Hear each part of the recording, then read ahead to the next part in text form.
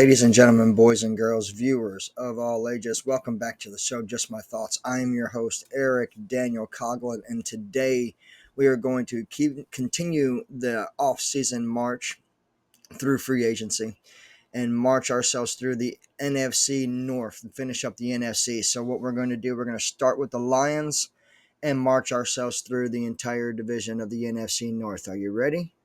Let's go. So first thing they did, they took care of business with Jared Goff, 4 years, two.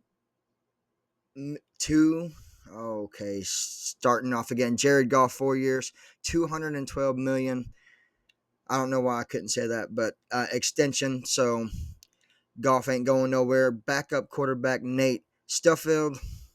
How about wide receiver Donovan Peoples-Jones? He got re-signed. How about Amon-Ra St. Brown? Of course, he got extended 4 years, $120 million. There we go. Now we're talking. Defensive end, Marcus Davenport. I think that's good. Defensive lineman, DJ Redder, 2 years, $27 million. I think that's pretty good. Jalen Reeves, linebacker. Jalen Reeves-Maben, 2 years, $8 million. Cornerback, Carlton Davis, re-signed. Cornerback, Emmanuel Mosley. Cornerback, Amik Robinson, 2 years, $10 million. Cornerback Kendall Vilder, you guys are still holding on to Vilder. Kicker Michael Badgley, still holding on to Michael Badgley. And long snapper Scotty Dale. So 13 signings, like 4 new players. Almost everyone going into Detroit has been already on the team of Detroit. Detroit pretty much did everything they can to re-sign everybody and stay exactly who they are. Who they are, that's the big question. Well, they are the winners of the division last year. They were the runner-up division year before last. And they expect to be winners this year. I said they expect to be winners this year. So 13 re-signs for your Detroit Lions. 2 quarterbacks, 2 wide receivers, 2 defensive ends, a linebacker, 4 or 5 secondary players, kicker, and a long snapper. All right, moving forward, we're going to talk about the Green Bay Packers. Green Bay Packers offseason. How about re-signing A.J. Dillon? Of course, that was going to happen. This is a big one.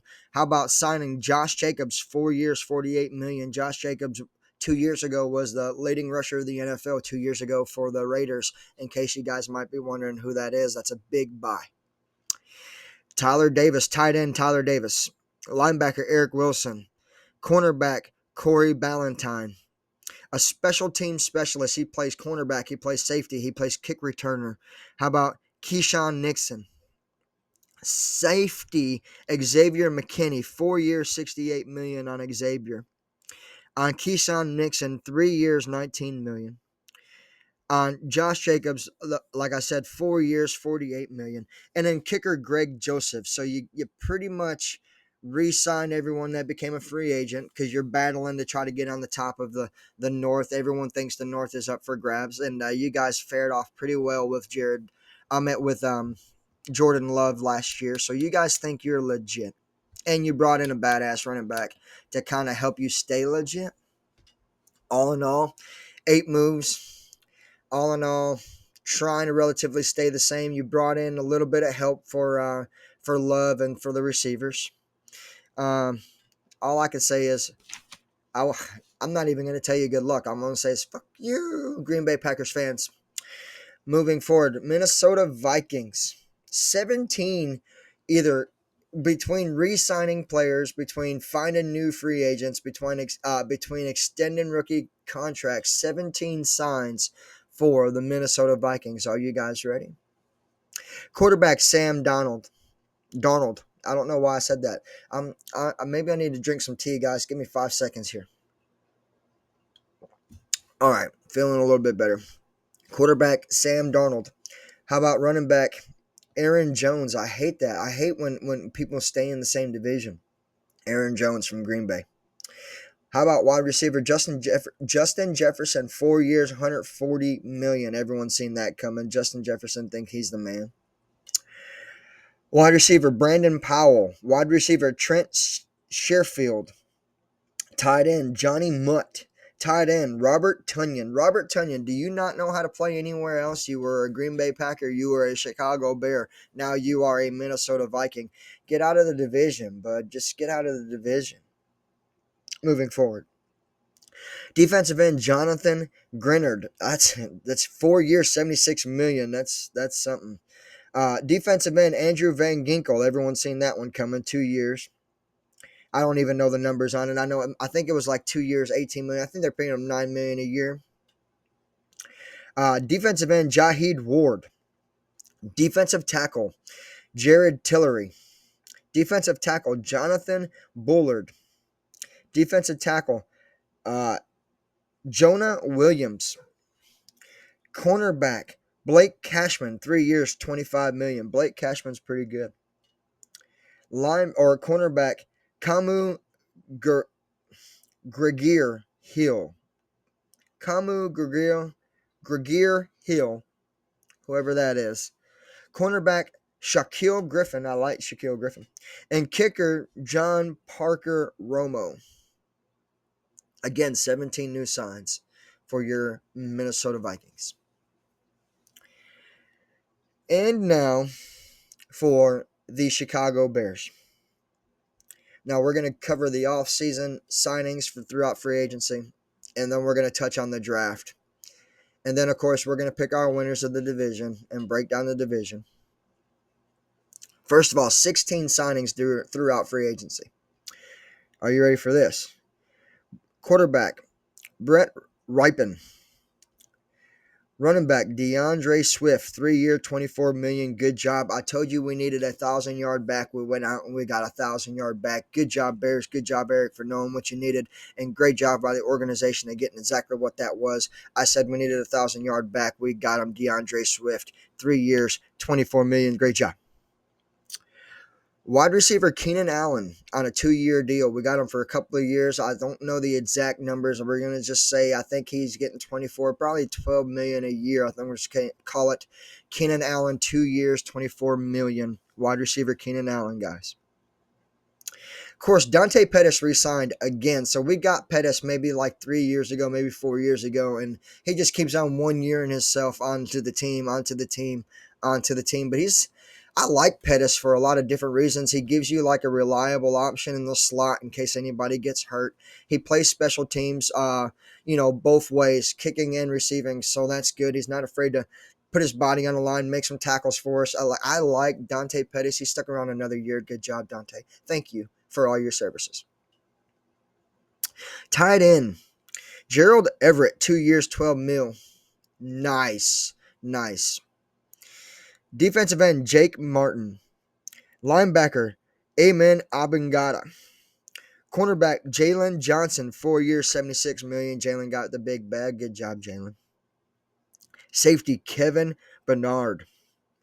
Or Beard. Beard. Kevin Beard. Sorry about that. Safety, Jonathan Owens. And then we re-signed Patrick Scales, our long snapper. Patrick got re-signed. So that's 11 free agents. I said 16, but it's 16 with the draft. That's 11 free agents. Big names like Keenan Allen's a big name. In case you guys want to know a little bit about Keenan Allen, I'm pretty sure everyone knows for about the last 6 years he's been the number one target for the Los Angeles Chargers, which is weird because they're supposed to be the San Diego Chargers. Again, the NFL is going through weird stages in life. But, however, Keenan Allen's been their guy for a long time, about 6 years. Now he's going to be our number 2.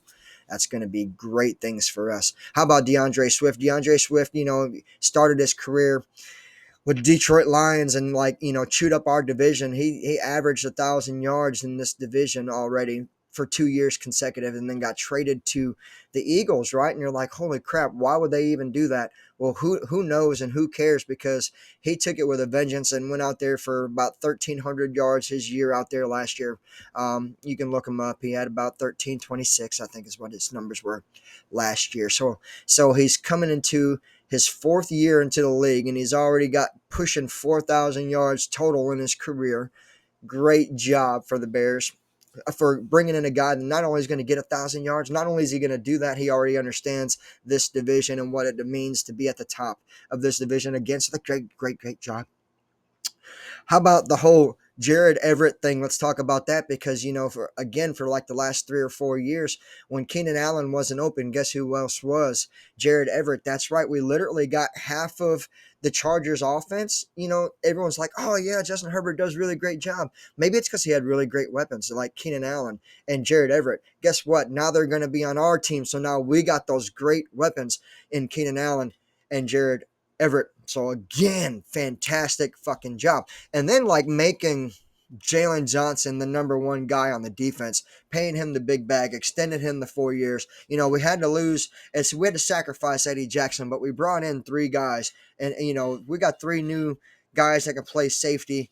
So, we're probably going to miss Eddie, but we're probably not going to miss Eddie. That's just how good that not only is Jalen Johnson that good, but, Spider-Man's really that damn good.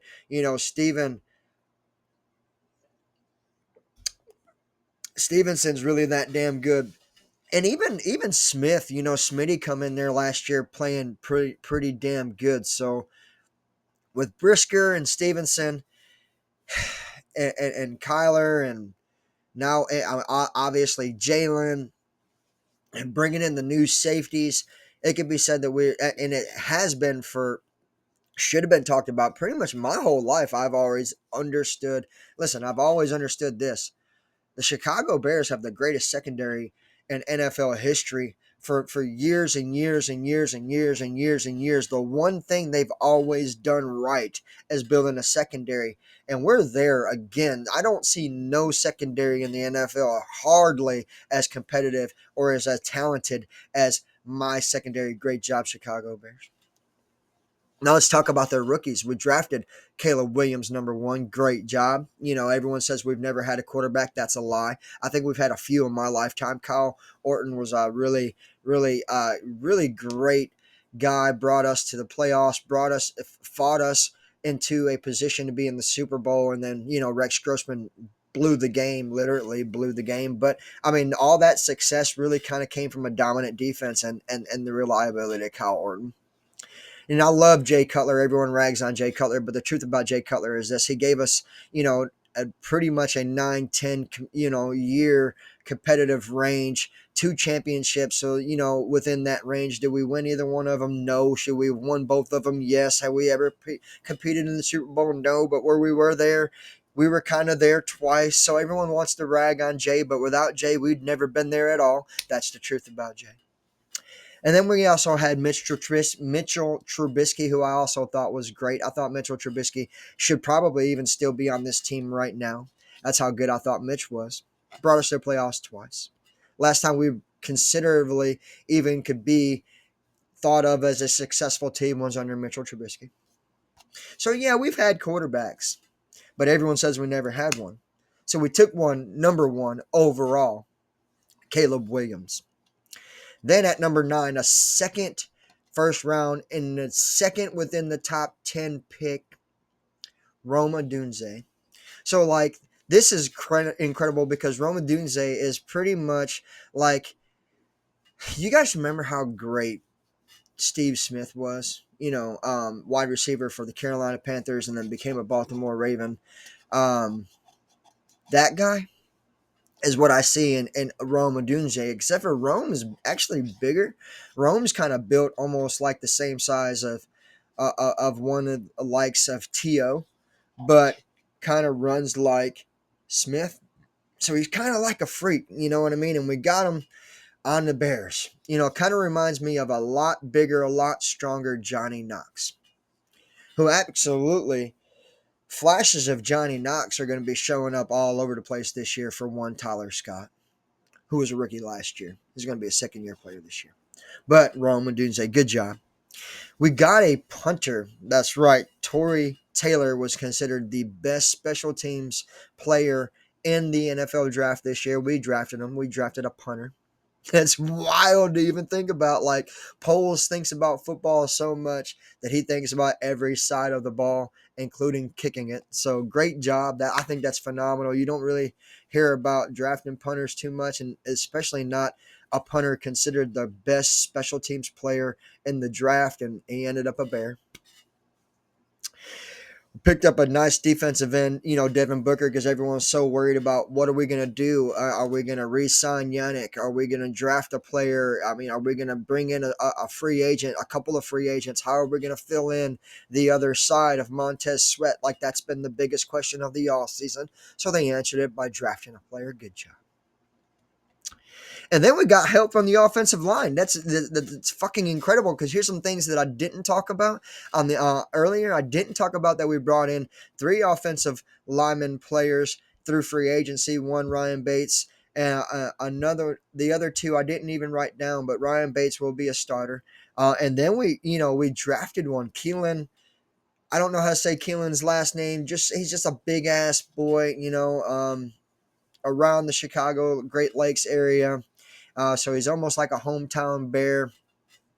Things like that pay out. Plus, again, helping things that we needed. That's offensive line help. That's defensive line help. That's offensive period. That's bringing in a quarterback. That's bringing in a wide receiver. Bringing in a fucking punter.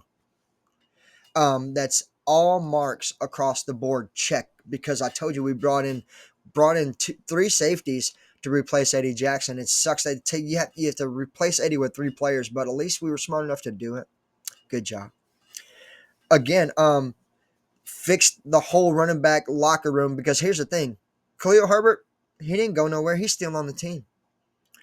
Roschon Johnson, he didn't go nowhere. We drafted him last year. He's still on the team. Now we got DeAndre Swift.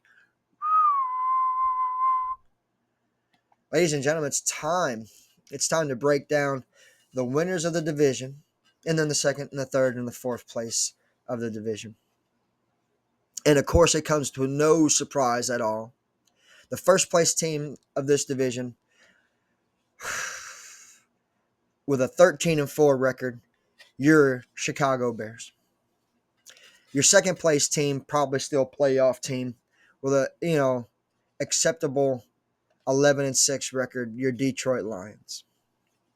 Your third place team, and where they should stay for about the next half decade, your 9-8 Green Bay Packers.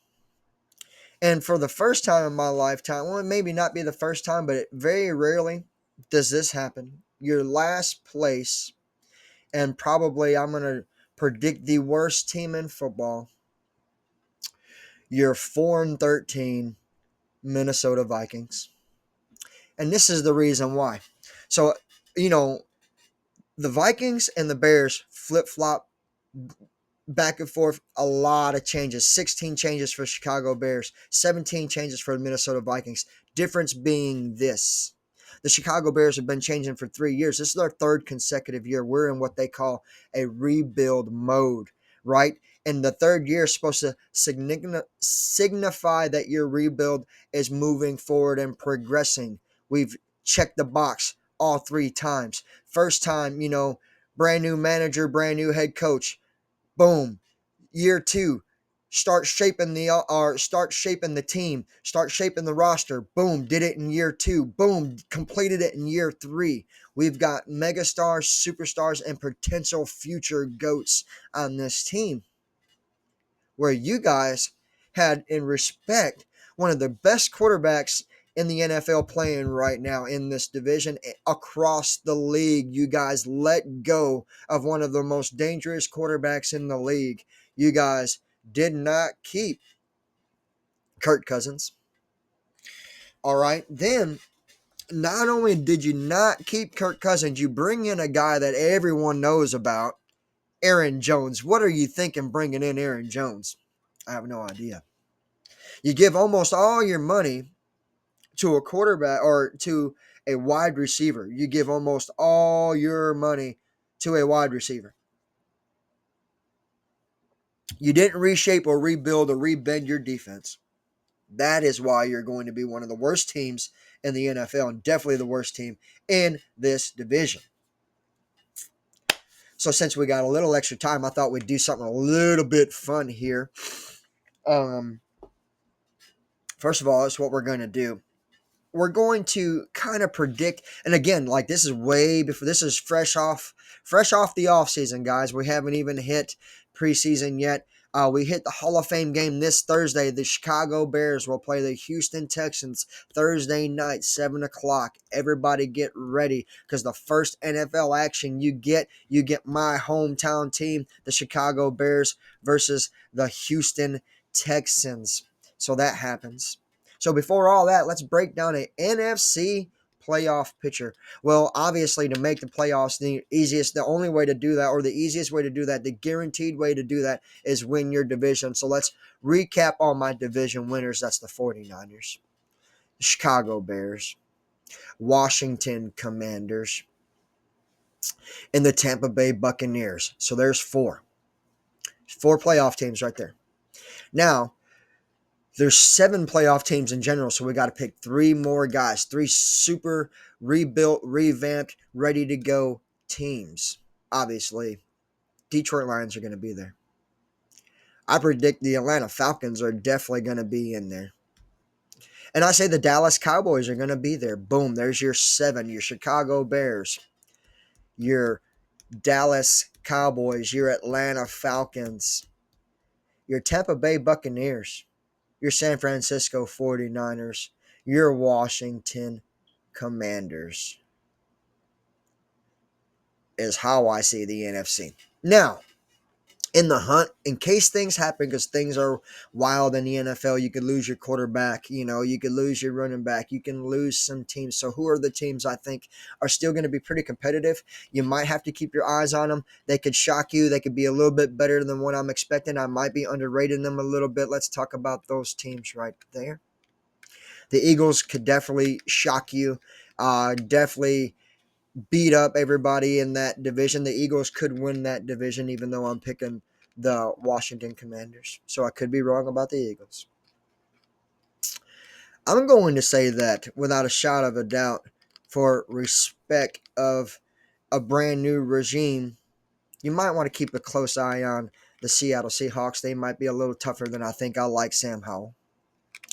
DJ Metcalf, I've been waiting for him to take over the world. Maybe he does this year. You might could just keep an eye on them. And sadly but true, the Green Bay Packers are anybody's ball game. Anytime they're in a football game, 50% chance they could win. Oh, that's everybody. Everybody has 50-50 chance. Well, that's what they say, but that's what Green Bay proves every year for the 35 years I've been alive. I'm 36 years I've been alive. They've been good. They're always good. I thought they were going to suck last year. I was wrong. Always waiting on Green Bay to suck, but somehow they never really do. So my whole division could be a little bit more competitive than I think, between Green Bay, between Dallas or Detroit, and between Chicago, although I favor Chicago a lot. I am bringing in a rookie quarterback, and if you know me, you know this. I don't like rookie quarterbacks, but eventually it has to happen, and it happens now, so I have to do it. And I'm confident either way, because I do have faith in Tyson Bagent. So either which way, I like my chances all year long. But those are the 7 teams I'm claiming to be in the playoffs, and the 3 teams I'm claiming to be in the hunt. That's your top 10 teams in the NFC. Now, ladies and gentlemen, if you enjoyed the show, you like what you heard, you enjoy what you see, always feel free to cash at me, Erick Daniel Coughlin, Cash Dad, Coughlin Pride. Have a nice day.